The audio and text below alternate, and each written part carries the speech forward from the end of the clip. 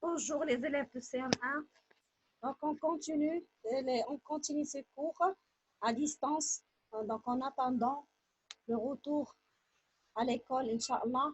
Donc pour cette semaine, nous allons continuer le conte qu'on a commencé la semaine dernière.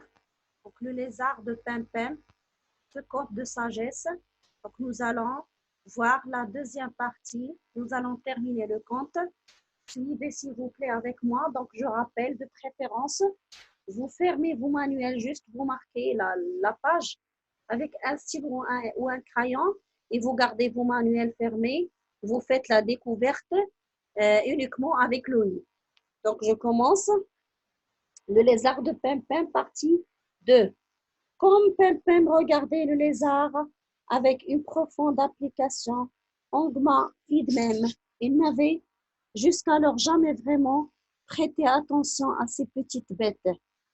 Ainsi, elle découvrit que le dos de l'animal était constellé de minuscules taches jaunes vives et bleutées qui dessinaient une mosaïque magnifique.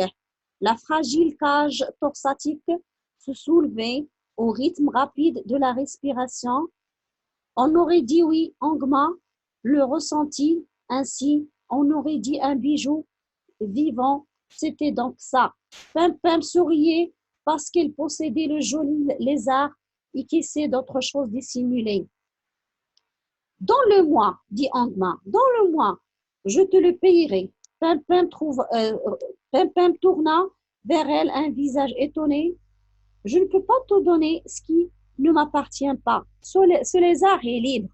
Ongma se mit en colère. Tu mens, il est à toi. C'est pour ça que tu es heureuse. C'est pour ça que tu souris à longueur de jour. Tu caches tes trésors. Pimpin lâcha son métier à tisser pour faire face à Ongma. Regarde encore le lézard. Regarde-le bien. La fille des riches marchands posa les yeux une seconde sur le précieux animal, puis déclara « Je t'en donnerai 3 pièces d'argent. » Pimpin fit un geste de la main comme pour chasser un insecte. Vois le lézard, Ongma. Il y avait un je ne sais quoi dans la voix de Pimpin qui fit obéir Ongma et elle contempla le lézard et le contempla tout à fait. Alors petit à petit, il se passa une chose curieuse. Il sentit qu'un peu du lézard entrait en elle et qu'un peu elle-même entrait dans le lézard. Et qu'un peu d'elle-même entrait dans le lézard.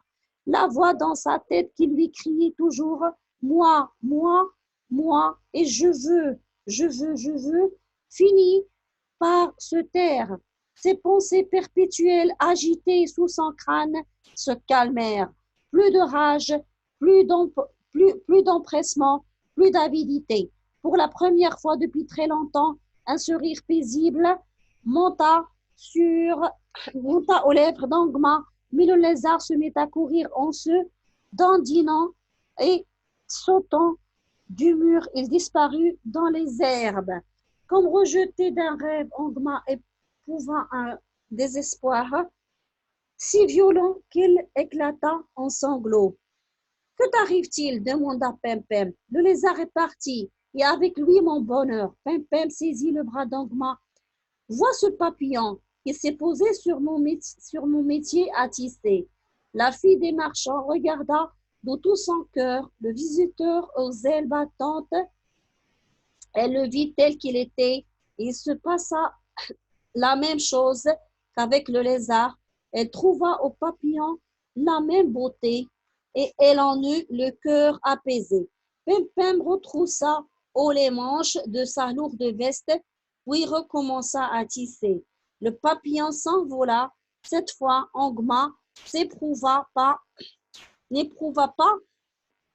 de chagrin, car elle avait compris, et tandis que Pimpin travaillait, la fille des riches marchands posa son regard sur une pierre. Elle vit qu'elle brillait sous soleil, que de petites veines blanches la parcouraient en des sillons qui ressemblaient à des éclairs figés. Il y avait de la beauté partout.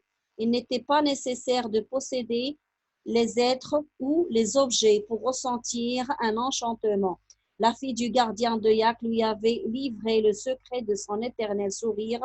Ongma leva son visage vers le soleil ardent de la montagne. Il lui parut que le monde entier attendait qu'elle le regarde. Elle se leva, embrassa Pem-Pem sur la joue, puis se rassit à côté de sa nouvelle amie qui travaillait sans relâche. Pem-Pem avait allumé une lampe à beurre pour pouvoir rester plus longtemps à tisser dans le soir qui tombait. Elle était seule, son père ne rentrerait pas avant plusieurs jours et Ongma était retournée chez elle. La petite fille soupira. Soudain, le lézard sortit de sa cachette, remonta sur une pierre du muret encore chaude de soleil et s'y installa dans la pénombre. On ne remarquait plus d'éclat de sa peau, mais Pem-Pem s'en souvenait. Lentement, le lézard tourna vers elle sa tête fine.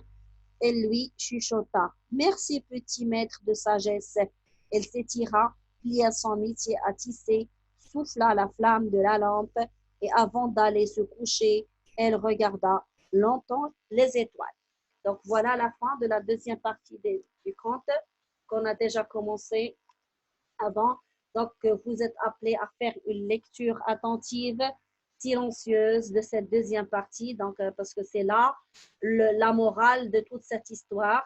Donc c'est là où vous allez découvrir la sagesse, soi-disant.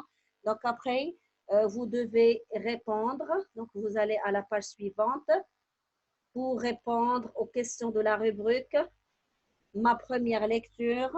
Rappelle-toi de ce qui s'est passé la première fois. Donc, nous allons faire un petit rappel de la première partie. Alors, de qui parle-t-on? Ongma ou Pem-Pem, la fille du gardien des Yaks, la fille des marchands. Donc, après, vous allez expliquer pourquoi Ongma veut posséder le lézard.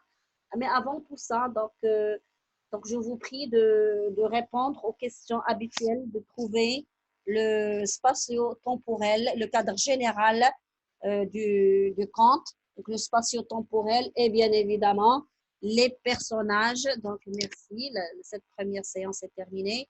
Je vous retrouve dans une seconde séance, Inch'Allah.